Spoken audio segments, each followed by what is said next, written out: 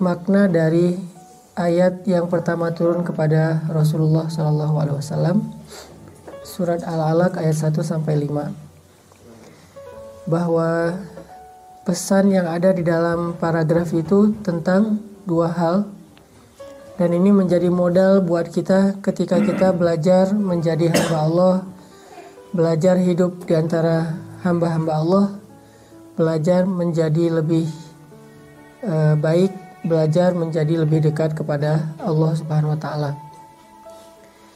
Dua hal yang terkandung di dalam paragraf pertama yang turun kepada Nabi, yang pertama adalah tentang belajar yakin kepada Allah bahwa Allah itu maha kuasa. Berkuasa menciptakan, menghidupkan, mematikan. Allah lah yang mengajarkan segala ilmu yang tadinya kita tidak mengerti. Jadi belajar mengagungkan Allah Subhanahu wa taala. Bahasanya ada di kalimat Iqra bismi rabbikal ladzi khalaq. Bacalah dengan nama Tuhanmu yang telah menciptakan.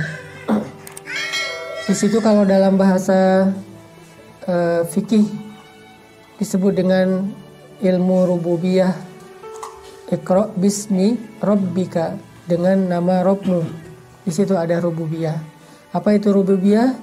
Rububiyah artinya Allah maha menciptakan, maha memelihara, maha memiliki, maha kaya, dan seterusnya. Makanya susah kalau kata Rabb ini diterjemahkan dalam bahasa Indonesia, karena terjemahannya tidak sederhana seperti istilah Tuhan, tapi dia ada semacam peran gitu. Kalau Tuhan saja mungkin hanya sekedar simbol, tapi kalau Rabb itu ada perannya. Dia yang menciptakan, dia yang berkuasa, dia yang menentukan, dia yang memelihara, yang memberi rezeki, yang memiliki. Ini semuanya makna Rabb atau rububiyah. Sehingga pesan pertama dari ayat yang turun kepada Nabi di awal itu adalah belajar mengagungkan Allah Subhanahu wa taala setinggi-tingginya. Mengagungkan Allah di sini bukan hanya dalam bentuk ucapan lisan, tetapi mengagungkan Allah yang lebih dalam lagi adalah ketika kita yakin kepada Allah Subhanahu wa taala di dalam hati. Karena banyak orang yang mengagungkan Allah dengan lisan tetapi hatinya tidak beriman, maka itu disebut dengan orang-orang munafik. Wa minan nas may yaqulu amanna billahi wa bil yaumil akhir wa ma hum bimu'minin. Di antara manusia ada yang yakul itu berkata dengan lisan, kami beriman kepada Allah dan hari akhir, tapi kata Allah, jadi Allah mengkomentari kata-kata mereka. Ibaratnya mereka posting nih, Allah komen. Postingan mereka apa? Captionnya kami beriman. Beriman kepada Allah dan kepada hari akhir. Terus Allah komen, kata Allah, wa ma hum bimu'minin. Mereka tidak beriman. Kenapa Allah justru menolak keimanan mereka padahal mereka sudah yaqulu, berkata dengan lisannya? Karena ternyata iman mereka itu tidak masuk ke dalam hati, hanya ada di dalam ucapan lisan. Padahal Nabi SAW bersabda, sesungguhnya Allah tidak melihat kepada perbuatan kalian atau penampilan kalian atau harta kalian dan seterusnya. Allah melihat ke dalam hati kalian. Dan kalau kita baca hadis pertama dalam setiap buku para ulama, selalu hadis pertamanya innamal a'malu binniyat. Sesungguhnya semua amal itu, baik perkataan atau perbuatan, tergantung kepada an-niyah yang ada di dalam hatinya. Kalau niatnya benar, maka dia akan mendapatkan balasan yang baik dari Allah. Kalau niatnya melenceng, maka dia tidak punya akad apa-apa dengan Allah Subhanahu wa taala. Sehingga kita balik lagi kepada surat Al-Alaq, belajar mengagungkan Allah artinya bukan sekedar belajar memuji Allah dengan lisan. Walaupun itu satu kebaikan. Tapi kalau tidak selaras dengan hati, maka yang lisan ditolak. Sedangkan seseorang yang memuji Allah dengan hatinya, walaupun lisannya sederhana, maka itu berkualitas, berharga di sisi Allah Subhanahu wa taala. Belajar mengagungkan Allah di dalam hati. Belajar meninggikan Allah di dalam hati. Kalau bahasa sederhananya, belajar yakin dan takjub kepada Allah. Belajar yakin dan takjub kepada Allah. Dan ini gak bisa dibuat-buat. Kita harus tanya ke dalam hati kita masing-masing. Kalau bahasa Nabi, istafti qalbak, tanya kepada hatimu. Istafti qalbak, tanya kepada hatimu. Bukan coba kamu ucapkan dengan lisanmu, bukan. Coba kamu ekspresikan dengan penampilan kamu, bukan. Tetapi istafti qalbak, coba minta fatwa, minta pendapat dalam hatimu. Apakah hati itu benar-benar yakin dan takjub kepada Allah Subhanahu wa taala. Sebaliknya, begitu dia yakin kepada makhluk, berarti dia tidak mengamalkan pesan pertama dari Al-Quran. Ketika dia takjubnya kepada makhluk, apalagi kepada diri sendiri, yang kita kenal dengan istilah ujub. Dari kata ajaba atau ta'jub atau ujub, jadi bahasa Indonesia takjub, ujub itu sama aja. Ketika dia takjub kepada dirinya, namanya ujub. Dan berarti dia tidak lagi mengamalkan pesan pertama yang turun kepada Rasulullah. Kalau udah kayak gitu susah menjadi orang yang taat kepada Allah. Karena takjub kepada Allah ini artinya meninggikan Allah setinggi-tingginya. Kemudian pesan keduanya adalah merendahkan diri kita serendah-rendahnya. Khalaqal insan min 'alaq, yang menciptakan manusia dari segumpal darah. Mimmaniyyi yumna, kalau di surat Al-Qiyamah disebut diciptakan dari maniyin yumna, dari setetes air yang dipancarkan. Dan istilah airnya juga disebutkan oleh Allah, saking rendahnya manusia. Berarti pesan yang awal-awal disampaikan Allah kepada Rasulullah, bisa dibilang kuliah pertamanya Nabi itu bukan gimana cara membaca huruf. Sampai akhir hayat juga Nabi tidak bisa membaca huruf. Tapi kuliah pertama yang disampaikan Allah kepada Nabi adalah materi Allah Maha Tinggi, manusia itu rendah. Allah Maha Kuasa, manusia itu tidak berdaya. Allah Maha Kaya, manusia itu fakir. Allah Maha Menghidupkan, manusia itu dihidupkan. Allah Maha Kuat, manusia itu lemah. Allah Maha Menolong, manusia itu butuh pertolongan. Alam yajidaka yatiman fa'awa wa wajadaka dhallan fahada wa wajadaka ailan fa'aghna. Itu pesan yang sama seperti yang ada di dalam surat Al-Alaq ayat 1-5. Jadi bisa dibilang tentang kebesaran Allah dan kerendahan manusia. Kebesaran Allah ini bisa dibilang dengan istilah azamatullah atau ma'rifatullah atau akidah, sedangkan kerendahan manusia bisa disebut dengan istilah at-tawadu. Itulah ternyata tema pertama dalam Islam, bab akidah dan bab tawadu, dan ini satu paket. Ketika seorang manusia meninggikan diri, pasti akidahnya udah gak benar. Ketika manusia meninggikan Allah, otomatis harusnya dia menjadi lebih rendah di hadapan Allah, merasa lebih rendah. Gak mungkin dua hal ini berjalan sama. Artinya dia tinggi, Allah tinggi, itu gak mungkin. Ketika dia meninggikan diri, berarti dia merendahkan Allah. Ketika dia meninggikan Allah, berarti dia merendahkan diri. Ini sesuatu yang udah jadi satu paket. Gak mungkin seseorang menjadi lebih taat kepada Allah dalam keadaan ujub kepada diri sendiri. Itu gak mungkin. Gak mungkin seseorang menjadi lebih taat kepada Allah dalam keadaan sombong. Itu gak mungkin. Kenapa? Karena itu menyalahi kaidah dari Allah. Syarat ketika kita ingin menjadi lebih taat kepada Allah, kita harus merendahkan diri kita serendah-rendahnya di hadapan Allah. Dan bukan hanya fisiknya yang rendah, tapi juga hatinya yang direndahkan. Artinya dia merasa bahwa dirinya bukan siapa-siapa. Merasa bahwa dirinya bukan apa-apa. Merasa dirinya tidak berdaya di hadapan Allah. Butuh kepada Allah. Takut kepada Allah, itulah kerendahan hati di hadapan Allah Subhanahu wa ta'ala. sehingga dengan itu dia merasa harus selalu bergantung kepada Allah, berharapnya hanya kepada Allah Subhanahu wa taala. Ini pesan pertama yang disampaikan Allah kepada Nabi, bab akidah dan bab tawadu. Nanti disebutkan lagi di ayat berikutnya, Iqra wa rabbukal akram alladzi 'allama bil qalam. Ini tentang apa? Akidah. Allah lah yang maha mulia, Allah lah yang punya ilmu, Allah lah yang mengajar. Allah. Allamal insan ma lam ya'lam, baru kita yang mengajarkan manusia apa yang mereka tidak tahu. Jadi kalau Allah tentang kehebatannya, kalau manusia tentang kelemahannya.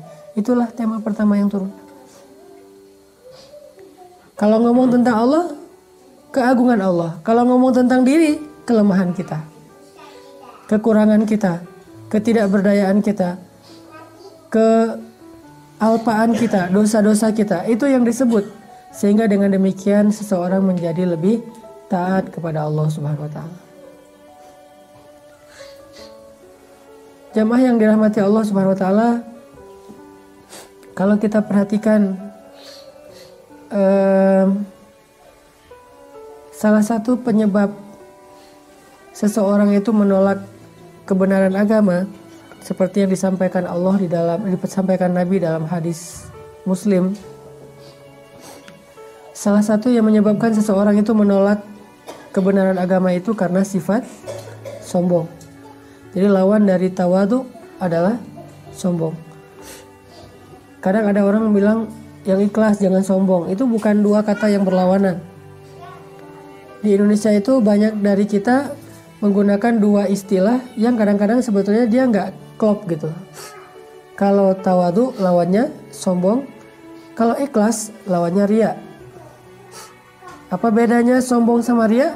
Kalau sombong itu dalam urusan dunia, kalau riya itu dalam urusan agama atau ibadah. Jadi kalau orang misalnya merasa dirinya pamer kepada orang lain tentang ibadahnya, dia cerita-cerita tentang ibadahnya, itu namanya bukan sombong, tapi riya.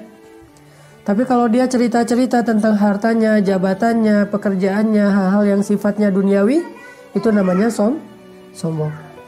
Cuman semua ini adalah amal hati. Sehingga kita nggak boleh menjudge seseorang itu riya atau sombong karena kita tidak tahu isi hati orang lain. Terus gimana dong? Ilmu riya dan sombong, tawadu dan ikhlas adalah ilmu untuk kita menilai hati kita sendiri, bukan menilai hati orang lain. Gak boleh kita menjudge dia tuh sombong ketika dia posting ngaji. Kayak misalnya setahun yang lalu, alhamdulillah, misalnya di Indonesia itu ada Muzammil yang banyak memposting bacaan Al-Quran sehingga cukup ngehit. Ada yang komen di postingan itu, gak boleh riya dengan bacaan Al-Quran. Berarti dia menjudge isi hati orang lain. Padahal tidak ada yang tahu isi hati seseorang kecuali Allah, kemudian orang itu sendiri. Bisa aja niatnya adalah syiar. Dan terkadang amal soleh itu lebih baik disyiarkan, ditampakkan supaya menjadi teladan. Muncullah hadis Nabi, siapa yang memberikan teladan yang baik, man sanna sunnatan hasanah. Bagaimana akan jadi sunnah hasanah kalau tidak ditampakkan?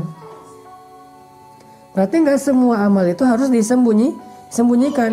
Karena kalau disembunyikan tidak ada yang meniru. Tidak menjadi tren. Alhamdulillah gara-gara Muzammil tampil, manggung, akhirnya membaca Al-Quran itu menjadi tren tanpa harus mengubah penampilan. Dulu Muzammil sebelum kita buat Pemuda Hijrah, beliau membaca Al-Qurannya udah bagus, cuman tidak manggung dengan gaya aktivisnya. Lalu saya bilang, Muzammil ganti penampilan, coba pakai baju flanel kotak-kotak biasa standar, pakai kupluk kalau perlu. Walaupun sekarang udah normal lagi. Pakai kupluk, coba baca Quran, jadi imam. Mudah-mudahan itu jadi tren yang positif. Karena kita dulu punya misi membuat tren yang menghilangkan gap antara youth sama Islam. Itu misi Pemuda Hijrah. Selama ini ada gap yang cukup besar antara Islam dengan youth. Seolah-olah kalau udah lebih religi, kurang gaul, kurang main, kurang asik.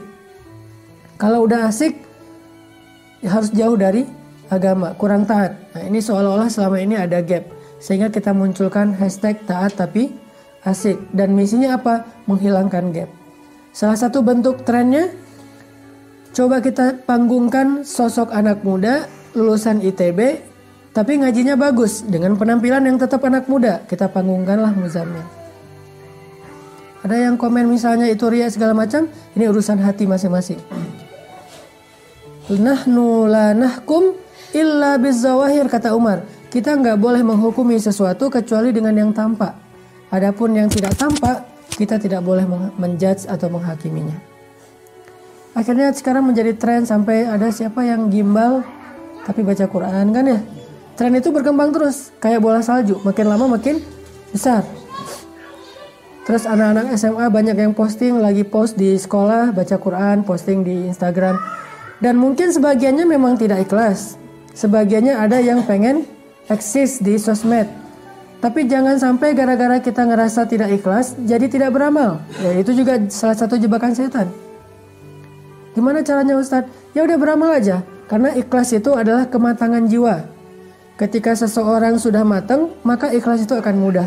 Awalnya mungkin dia akan mengalami fase-fase puber. Ada yang puber hadis sahih.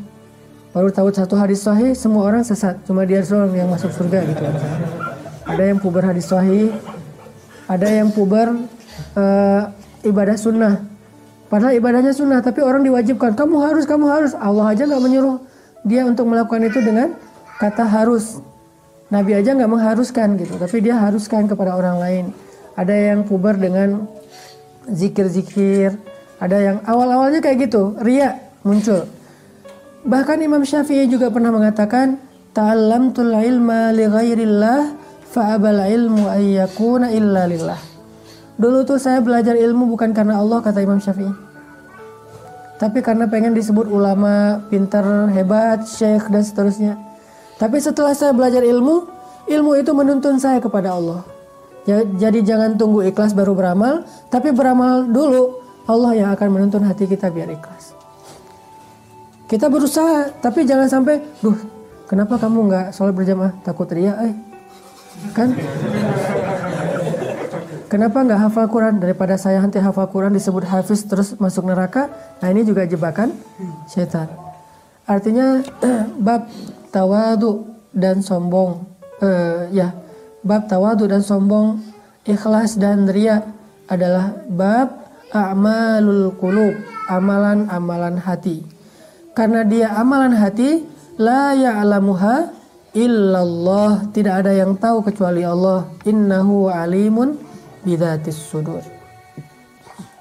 Jadi jangan sampai kita menghakimi orang lain dengan sifat sombong ataupun riya. Cukup kita menilai diri kita, saya ini ikhlas apa riya, tawadu apa sombong, dan hanya kita yang tahu setelah Allah Subhanahu wa taala. Jadi di dalam banyak hadis disebutkan salah satu penyebab orang menolak Islam itu karena sombong, bukan karena nggak ngerti. Salah satunya Abu Jahal. Abu Jahal itu bisa dibilang mungkin lebih ngerti Islam, Al-Quran dan hadis daripada kita. Bahkan Abu Jahal tuh mungkin nggak pernah mendengar hadis dhaif. Semua yang didengar itu hadis sahih. Kenapa sahih? Orang dengarnya langsung dari Rasul ya. Nggak ada, kata Abu Jahal tuh ada tuh hadis riwayat Bukhari ya. Nggak ada di zaman Abu Jahal hadis riwayat Bukhari. Orang Bukhari juga belum lahir. Jadi Abu Jahal itu ngedengar semuanya hadis sahih. Abu Jahal itu mendengarkan Al-Quran langsung dari Rasul atau langsung dari Abdullah ibnu Mas'ud. Tahukah kita siapa Abdullah ibnu Mas'ud? Yang bacaan Al-Qurannya persis seperti Jibril alaihissalam. Kalau kita mungkin persis seperti Imam Masjidil Haram atau siapa. Kalau Abdullah seperti Jibril. Kalau kalian pengen dengar bacaan Jibril, kata Nabi, dengarkan Abdullah ibnu Mas'ud. Itu bacaan yang bisa dibilang kayak kembarannya bacaan Jibril. Jadi benar-benar imitator gitu.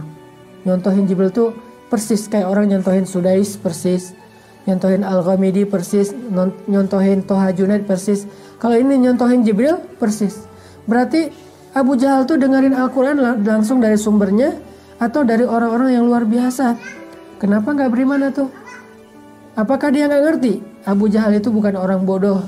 Istilah bodoh di dalam kalimat ini bukan tidak punya ilmu, tapi keras kepala. Sebetulnya nama aslinya sebelum dijuluki dengan Abu Jahal, Abu Al-Hakam kan? Apa arti Abu Al-Hakam? Cendekiawan. Abu Al-Hakam itu guru bangsa. Jadi kalau orang Arab bingung tentang masalah satu sejarah, nanyanya ke Abu Jahal. Kalau orang Arab bingung tentang masalah nasab, karena ilmu nasab ini ilmu penting, dan kita juga nggak mempelajari ilmu nasab dengan baik. Buktinya kita kakek juga kadang-kadang udah lupa namanya siapa ya. Cuma ingat nama ayah, kadang nama kakek lupa, atau nama buyut minimal urutan keempat di atas kita udah lupa pasti. Siapa nama buyut kamu? Tahu, yang penting juga saya bin siapa gitu. Itu juga kadang-kadang kebalik, jadi nama mertua ya. Terlalu menghayati. Pak ditanya, emang kamu udah punya mertua? Belum sih. Saking semangatnya mau nikah. Abu Jahal itu menghafal nasab orang Arab, teman-teman. Semua orang yang ada di Mekah, dia tahu nasabnya sampai kepada Ibrahim. Dan modal menghafal nasab inilah yang menyebabkan kenapa Allah turunkan Al-Quran dan hadisnya di Arab. Karena orang Arab itu bagus dalam menghafal riwayat. Gak kebalik namanya. Seandainya Al-Quran turunnya di Indonesia, pasti udah banyak banget pemalsuan. Karena kita tidak terbiasa menghafal nasab dari si fulan, dari si fulan. Itu kan agak rumit ya, dan membosankan. Saya dulu kenapa nggak ngambil jurusan hadis? Saya malas ngafal-ngafal nasab. Baca hadis itu jangan cuma menghafal teksnya. Teksnya mungkin cuma 2 baris, tapi nasabnya bisa 10 baris. Nama ini nggak boleh kebalik dengan nama itu. Kenapa nggak boleh kebalik? Karena kalau udah kebalik, nggak sezaman. Gimana dia akan mendengar hadis? Kalau ada yang 2 orang seolah-olah dia mendengarkan hadis padahal tidak sezaman, berarti namanya hadis munqati. Hadisnya dhaif. Sehingga yang membuat seseorang itu disebut hadisnya lemah atau hadisnya kuat bukan teksnya, tapi kadang riwayatnya. Nah, orang Arab terbiasa menghafal riwayat. Makanya dengan itulah Allah menjaga Islam sampai sekarang. Belajar Al-Quran pakai riwayat, belajar hadis pakai riwayat. Disebut dengan istilah sanad kalau di kita. Walaupun bukan wajib menghafal sanad, cuman tetap harus ada yang melakukannya, kayak fardu kifayah.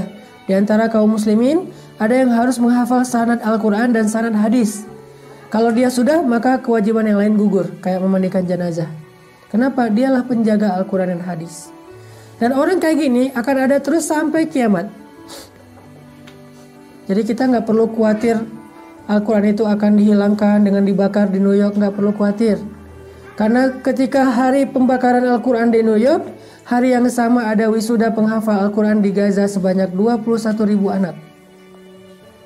Jadi kata Allah, mereka ingin memadamkan cahaya Allah, tapi Allah justru menyempurnakan cahayanya walaupun mereka tidak suka. Memang kayak gitu sifatnya. Di hari atau di minggu pertama yang sama dengan dibakarnya Al-Quran di New York, di minggu yang sama diadakanlah wisuda Al-Quran para penghafal Al-Quran di Gaza sebanyak 21.000 anak. Dan itu mereka ngafal Qurannya cuma 1 bulan. Berarti 1 hari 1 juz. Kita baca sejuz juga kadang-kadang kewalahan, mereka hafal 1 bulan. Setelah 1 bulan menghafal, murajaah diulang dan udah lancar. Dan kita juga menghafal Al-Kafirun gak beres-beres ya. Surat paling panjang di Al-Quran buat kita mungkin Al-Kafirun, karena muter terus gak selesai-selesai. La abudu ma ta'budun wala antum abiduna ma abudun. Ini kapan selesainya, kok panjang banget nih ayat. Karena gak tahu ujungnya. Bayangin. Kenapa kayak gitu? Karena memang tadi yang saya sampaikan kemarin, tren belajar pada masa Rasulullah itu adalah menghafal. Hafalannya itu bagus-bagus. Tren belajar pada zaman kita itu menggunakan teknologi. Handphone hilang semua ilmu.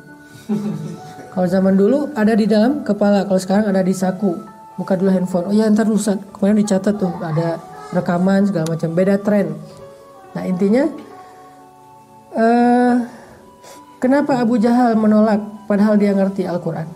Karena kata Abu Jahal, kalau saya beriman kepada Muhammad, berarti saya jadi pengikut Muhammad. Padahal selama ini Abu Jahal itu kepala kabilah, kepala suku. Masa jadi pengikutnya Muhammad? Itu nggak keren banget tuh. Makanya karena itulah Abu Jahal menolak. Ini namanya sombong. Merasa dirinya tinggi. Dan sombong inilah penyakit paling bahaya bagi seseorang setelah ragu kepada Allah, yang menyebabkan dia nggak bisa taat kepada Allah. Firaun, emangnya Firaun nggak ngerti tentang kebenaran? Ngerti. Firaun itu bukan orang bodoh, dia itu keturunan raja. Belajarnya itu private, nggak pernah sekolah. Jadi profesor-profesor yang datang ke istana ngajarin Firaun kecil. Fir, belajar lo Fir gitu ya. Belajar Firaun teh. Belajar filsafat, belajar geografi. Kan geografi itu disebut dengan ilmu Saqafatul Muluk ya. Wawasan para raja, itu geografi. Dulu para raja itu selalu wajib mata kuliahnya belajar geografi. Karena geografi buat mereka adalah kekuasaan. Kalau kita geografi kan sekedar peta dan segala macam ya. Kalau buat mereka geografi itu adalah ekspansi kekuasaan. Jadi mempelajari geografi itu wajib bagi calon raja. Saqafatul Muluk, wawasan para raja. Geografi, filsafat, bahasa, sastra. Rata-rata raja dulu belajar sastra. Kenapa? Ketinggian bahasa itu menunjukkan luasnya wawasan seseorang. Ketinggian bahasa itu menunjukkan tingkatan sosial seseorang. Jadi seorang raja itu harus berbicara dengan bahasa yang kalau diterjemahkan jadi satu buku. Itu bahasa-bahasa yang tinggi. Kenapa tuh kalau kayak gitu Firaun tidak menerima dakwahnya Musa? Apakah dia nggak ngerti? Tapi dia merasa sombong, enggan. Gak mungkin dia menjadi pengikut Musa padahal dia raja yang paling berkuasa di dunia pada masa itu. Ini masalah. Jadi masalahnya adalah istaghna. Makanya Allah berfirman di ayat berikutnya di surat Al-Alaq, kalla innal insana la yatgha ar-ra'ahu istaghna. Sungguh manusia itu akan melampaui batas kalau dia merasa dirinya serba cukup, artinya serba ada. Merasa gak butuh kepada Allah. Merasa normal-normal aja. Dan itu terjadi dalam hidup kita walaupun dengan grade yang mungkin gak separah mereka. Contohnya apa? Kita itu jadi lebih taat kepada Allah kalau kita lagi banyak masalah. Kayak gitu kan yang sering kita rasain. Giliran baru diputusin, sholatnya khusyuk. Kemarin diputusin, misalnya malam diputusin. Itu dia azan subuh. Itu azan subuh paling baper. Makanya azan subuh terbaik menurut saya orang yang baru diputusin. Itu azannya enak banget. Allahu Akbarnya aja getarannya gimana gitu ya. Getaran gak percaya kok bisa gitu ya. Aku gak bisa hidup tanpa kamu gitu ya. Ini artinya orang kalau lagi banyak masalah, sakit, banyak hutang, ada masalah sama temennya, sama mantan, apalagi pas ngeliat postingan mantan terakhir tuh udah di atas pelaminan, itu kan berat banget tuh. Biasanya doanya khusyuk, tilawahnya banyak, tahajud rajin. Kenapa? Karena waktu itu dia lagi drop, lagi down banget, dan ketika itu dia merasa butuh kepada Allah. Tapi kalau lagi normal, doanya juga standar. Ya Allah sama aja deh dengan yang sebelah gitu ya. Atau minimal Rabbana atina fid dunya hasanah. Kalau sholat ayatnya pasti yang paling ikhlas, Al-Ikhlas. Gak mau ayat-ayat yang panjang. Kalau misalnya dia lagi banyak masalah, ayatnya bisa Al-Baqarah tuh. Walaupun alif lam mimnya doang gitu. Al-Baqarah, Ali Imran. Kenapa bisa kayak gitu? Karena seseorang ketika lagi ngerasa normal, dia gak ngerasa butuh sama Allah. Dan saat itu dia gak jadi taat. Tapi kalau dia lagi banyak masalah, dia merasa butuh pada Allah. Saat itu juga dia akan kedongkrak, termotivasi, terbooster untuk lebih taat kepada Allah. Dan itu fitrah manusia. Masalahnya kenapa kita sering ngerasa gak butuh kepada Allah, padahal hidup kita 24 jam di tangan Allah. Inilah sombong. Terlalu yakin bahwa kita masih bisa hidup sehari lagi atau bahkan setahun lagi. Terlalu pede bahwa uang kita tuh banyak, padahal banyak orang yang gak bisa menahan kematian walaupun dia orang kaya. Dan itu udah entah berapa juta orang kayak gitu. Dia orang kaya banget tapi gak bisa nahan kematian, tuh buktinya. Mau meninggal ya meninggal aja walaupun dia kaya raya. Bahkan dia punya satu negara mungkin, seorang raja. Mencari obat supaya bisa hidup kekal. Seperti Raja Qin kan, Raja Cina. Dia takut kematian, akhirnya dia suruh dokter nyari obat ke seluruh dunia. Ketemulah obat yang dibuat dari air raksa, malah mempercepat kematiannya. Kalau gak salah Raja Qin itu meninggal di usia yang masih muda. Raja Mongol nyari obat ke seluruh dunia biar panjang umur. Ternyata kesimpulan dari para tabibnya apa? Umur tidak bisa dipanjangkan, tetapi kekuasaan bisa. Gimana caranya? Turunkan kekuasaan kamu kepada anak kamu. Mulakukan. Tapi dia tetap meninggal. Artinya berkuasa, punya harta, dan seterusnya.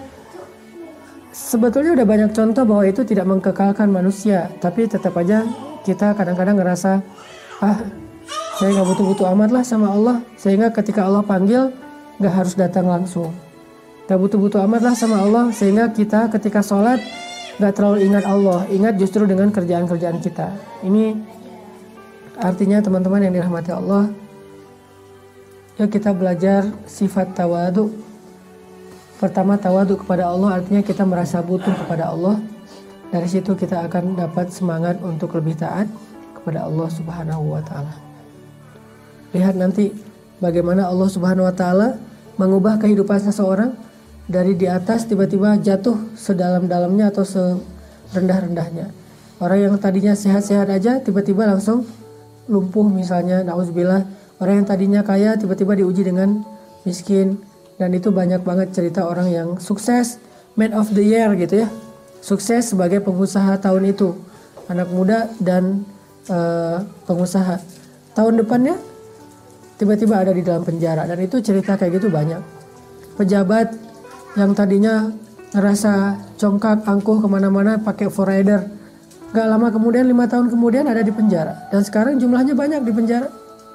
Ada yang 15 tahun, 17 tahun, 10 tahun. Ada yang bahkan belum divonis tapi udah menjalani sekitar 1 tahun di dalam penjara. Artinya kehidupan seseorang itu sebetulnya sangat butuh Allah. Kita karena ngerasa kadang-kadang kita normal-normal aja padahal kita udah melenceng. Lagi road to kehancuran, cuma kita nggak sadar. Kalau nggak ditolong oleh Allah, maka mungkin kita benar-benar akan binasa. Belajar merasa butuh kepada Allah. Itu tawadhu kepada Allah Subhanahu wa taala. Mudah-mudahan dengan demikian kita bisa banyak muhasabah. Kalau berdoa tuh ngomong, ya Allah, saya itu nggak berdaya, Engkau Maha Kuasa. Ya Allah, tolong saya nggak bisa apa-apa. Engkau Maha Kuasa atas segala sesuatu. Ya Allah, saya lemah, Engkau Maha Kuat. Sebutin kelemahan kita, kerendahan kita, sebutin kebesaran Allah. Baru kita akan khusyuk dalam berdoa, insya Allah. Itu yang bisa saya sampaikan. Barakallah. Assalamualaikum warahmatullahi wabarakatuh.